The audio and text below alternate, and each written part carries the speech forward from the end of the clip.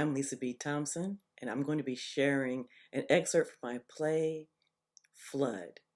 It's the third installment of my Great Migration trilogy, following Monroe and Gold.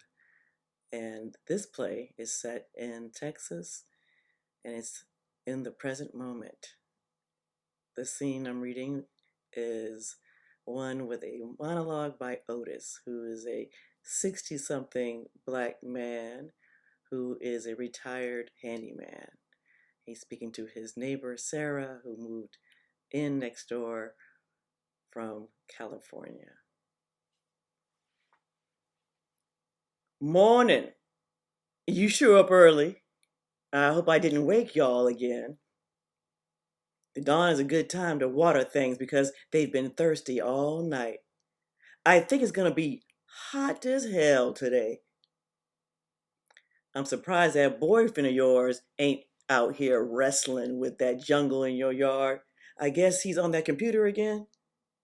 The last owners didn't do much with it. They was on that pipe. So you got to work with what you got. Glad somebody's out here though, because I'm tired of that mess creeping into my yard.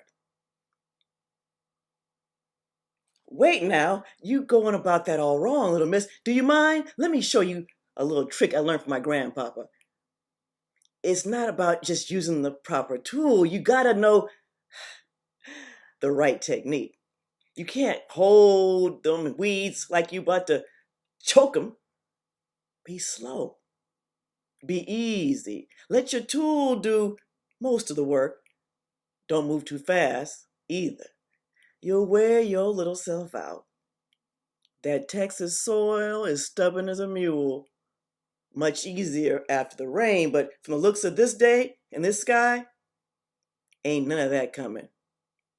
You gotta ease it out of the earth, especially during a drought. Whew. Ain't rained in so long, I forgot how it sounds. Okay, yeah, you got it.